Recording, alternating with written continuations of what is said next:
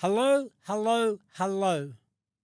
I'm Anthony Gafa, and you're watching Unfiltered with Gafa. Getting into that real estate market, it's simple. 5% deposit, cut the bull. Sacrifice is all you need to do.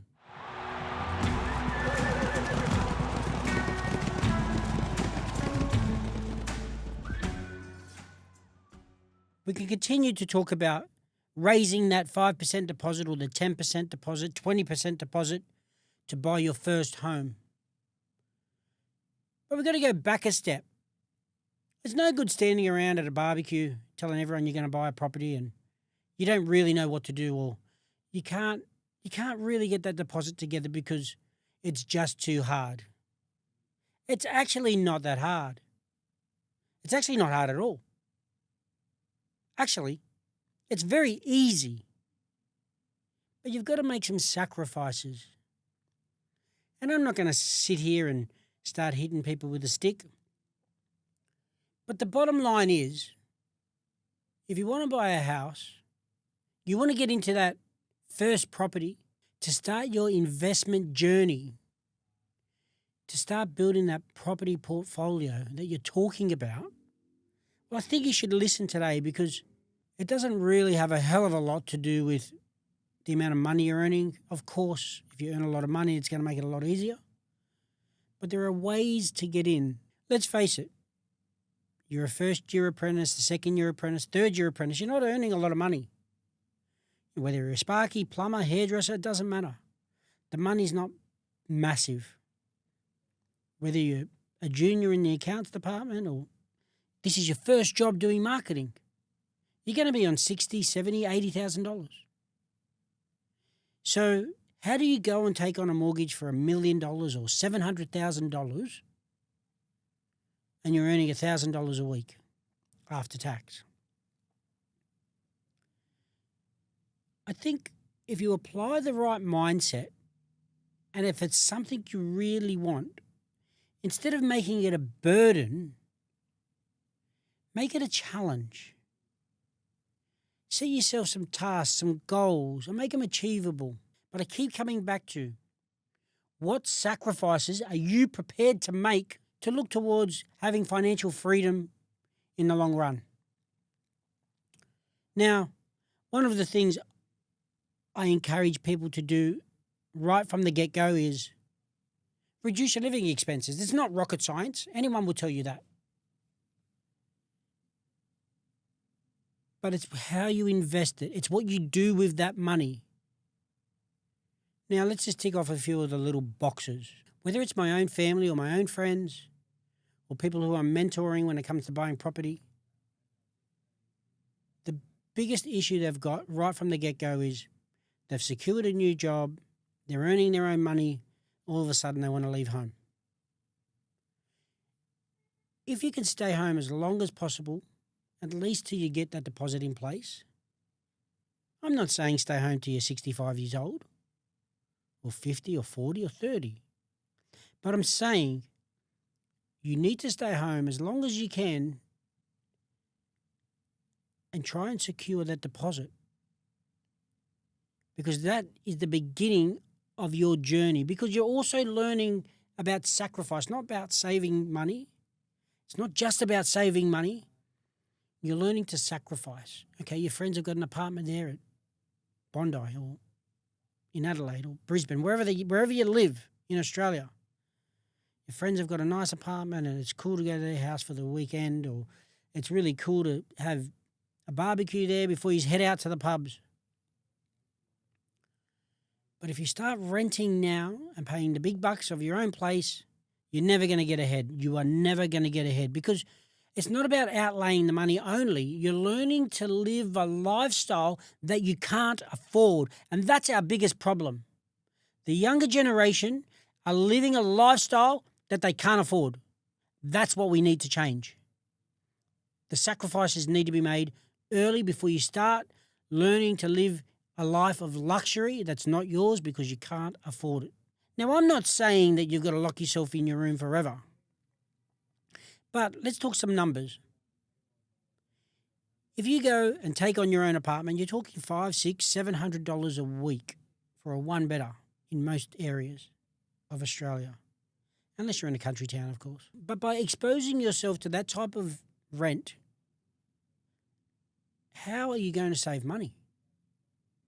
A first-year apprentice, second-year apprentice, someone who's just left school, or it's your first corporate job, it's the first job in an office environment. Interns earn a whole lot of nothing. So should you just wait 3, 4, 5 years? The problem with waiting is you're learning to live a different lifestyle and you're missing the growth phase. So jumping into the market, you can never be too early.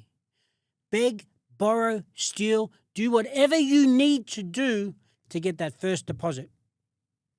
So, stay home. Stay home as long as you can. All right, Anthony, that doesn't really work for me because I live in an area that's quite rural and I'm working in the city. I can't travel 2 hours every day. What are your options? It might only be for 12 months, 2 years.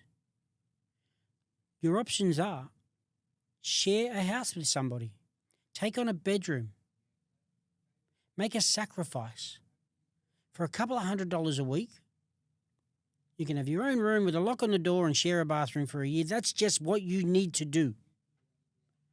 The biggest problem we've got, people can't stay humble.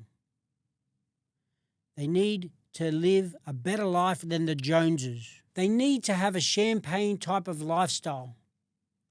But the reality is their budget revolves around beer. We talk about buying a house for $700,000 or an apartment, whether it's a house that you can put a granny flat in a regional area, or you buy an apartment closer to town or in town.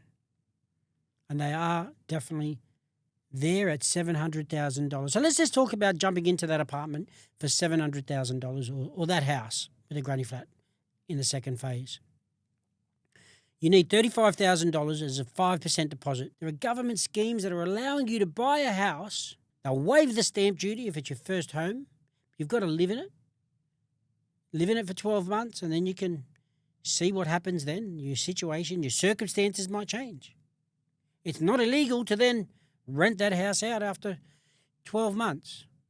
And if you can't afford to maintain that mortgage that you've managed to get into, ask a mate to shack up in the lounge. He can share the rent with you. So there are so many different ways. It's not going to happen if you just do things like all your mates are doing. It's not going to work. You need to make the sacrifice. You need to live in the shared housing type environment. You need to get that second job.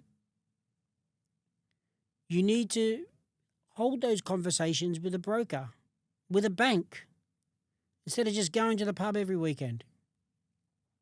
Talking about the pub, you need to stop going out every Friday night, every Saturday night, and you need to start picking up some shifts at Coles or Woolies, stacking shelves at night. So let's do some numbers. Instead of going out and paying rent for $600, $700 a week, that's $30,000 a year. You stay home.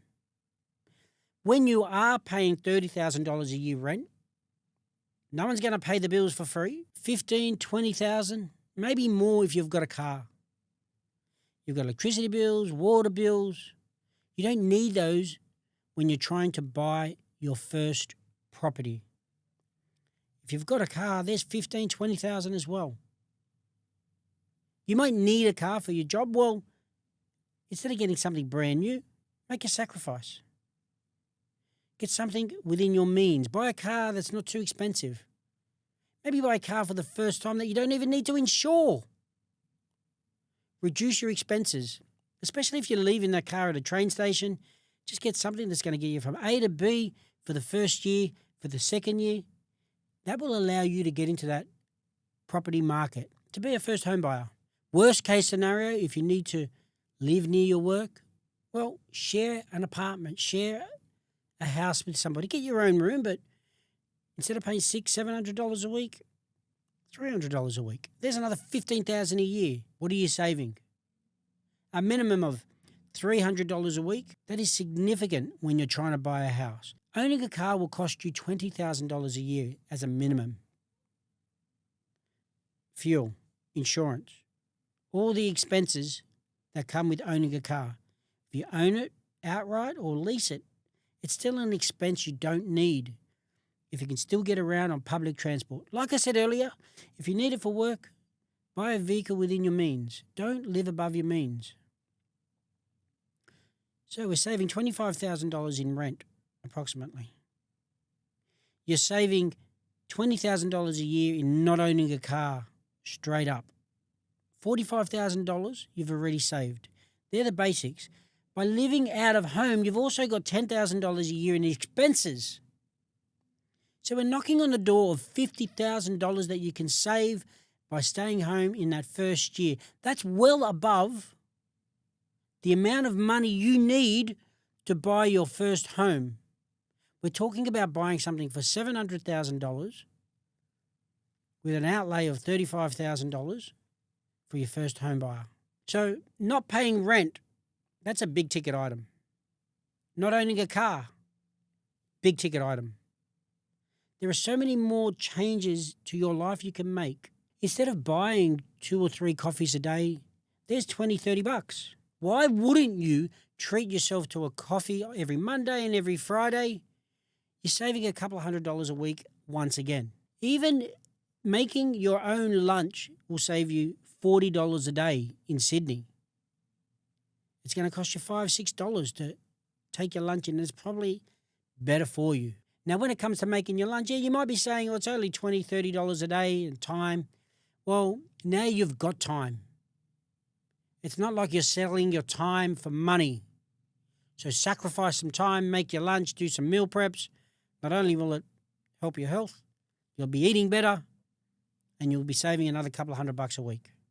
Now, you're not going out every Friday night, every Saturday night because you've decided you are going to make some sacrifices. Well, there's $200 a night.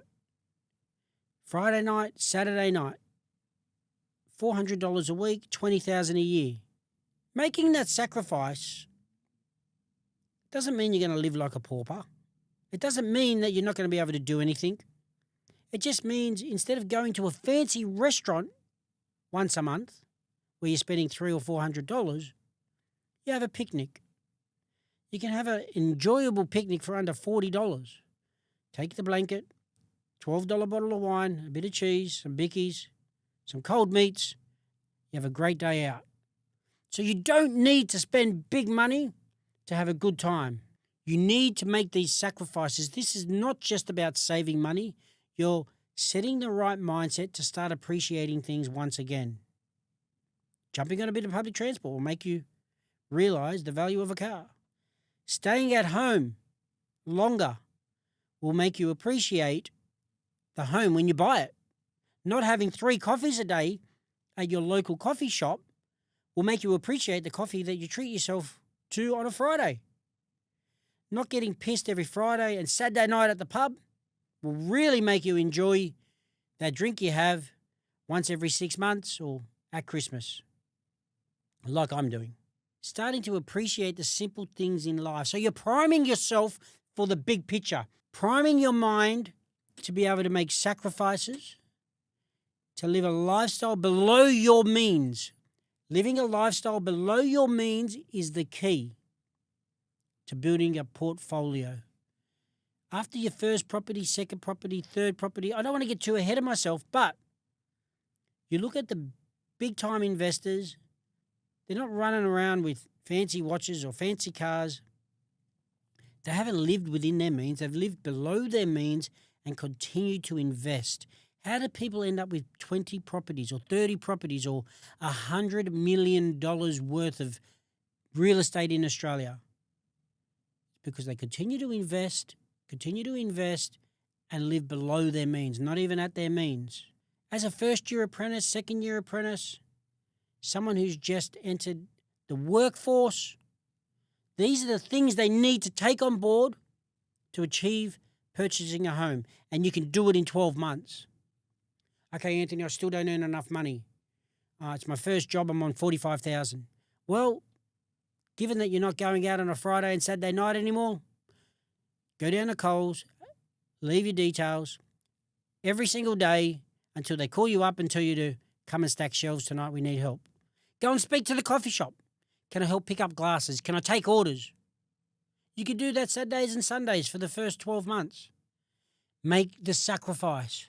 Stop talking about your friends who are buying properties. They've got money. They're lucky. Lucky. The harder you work, the luckier you get.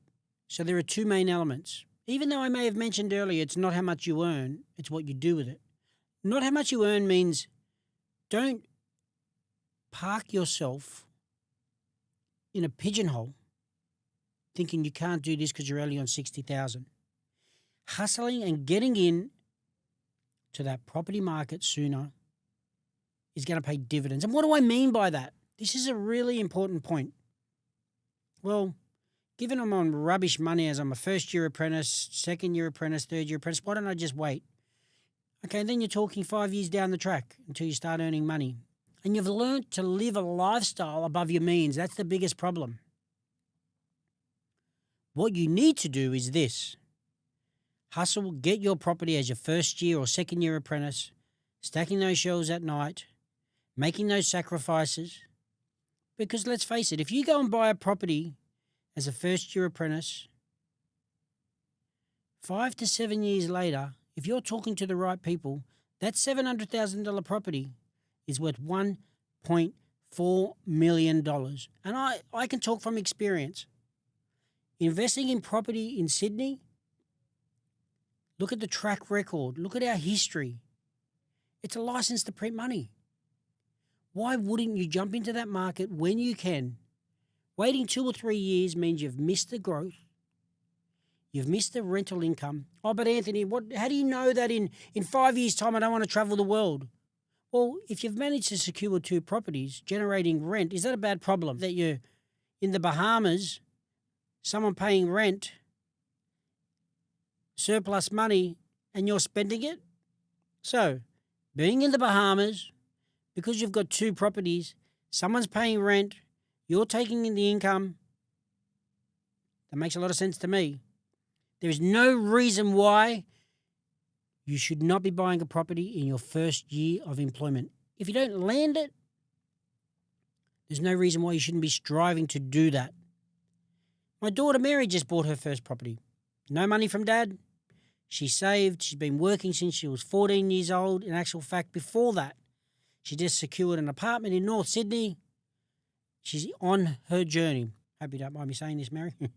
She's been working 7 days a week, loves working, takes enjoyment out of work, and she's really good at what she does. She's been focused, surrounds herself with good people, mentors, works within the real estate space, knows the power of buying a property, and she's done it before she was 20 years old, 19 actually. So if she can do it, anybody can. If I could do it, anybody can. It's not that hard to jump into that real estate market. It's definitely not as hard as what you think. You just need to make some sacrifices. Stop worrying about what everyone else has got or what they're doing. Keep your living lifestyle below your means. Not at your means, below your means. That will enable you to get the money together. And because you're now eating humble pie, you're happy to stack shelves at Coles at night time, you'll double dip. Saving money, making extra money, put them two together, the next thing you know, you'll be retired by the time you're 21 years old. Maybe not, but you'll be on your journey. Be sure to follow me on I am Anthony Gafa on all my socials, and my podcast can be viewed on Spotify, YouTube, Apple Podcasts, and all leading podcast platforms.